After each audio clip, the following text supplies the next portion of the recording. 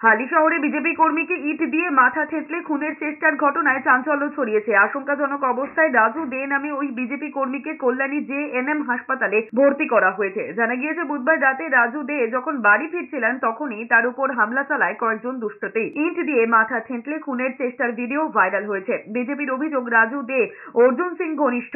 হালি শহরে রামনবমীর মিছিলে নেতৃত্ব দিচ্ছিলেন, সেই জন্যই তাকে মারা হয়েছে। অবস্থা স্থিতিশীল হতেই রাজু দে অভিযোগ করেছেন তাকে প্রাণে মেরে ফেলার চেষ্টা করেছিল তৃণমূলের দুষ্কৃতীরা। তার বাড়িতে কার্তিক মহারাজ গিয়েছিলেন, রামনবমীর মিছিলের নেতৃত্ব দিয়েছিলেন বলেই তৃণমূলের এই হামলা। যদিও তৃণমূল নেতৃত্বের দাবি বিজেপির গোষ্ঠীদ্বন্দ্বের ফলে মারধরের ঘটনা ঘটেছে। চুনোপুটির উপরে হামলা করার এতে নেই, কিন্তু এই জবাব আমরা দেব, এই জবাব পাবে তৃণমূল, এই জবাবটা পাবে। এর জন্য যা হবে হবে।